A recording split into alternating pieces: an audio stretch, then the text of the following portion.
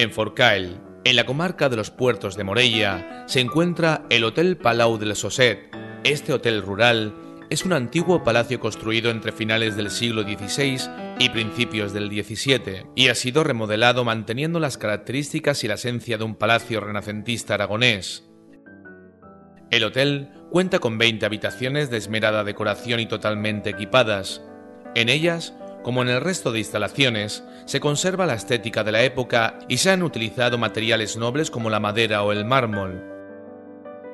Entre las instalaciones del Palau del Sosset, destaca su restaurante donde degustar la gastronomía típica de la zona, una cafetería y una sala de televisión para descansar.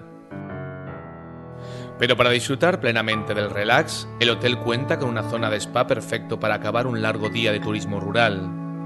Hotel Palau del Sosset, cuya esencia está en su historia, tradición y calidad.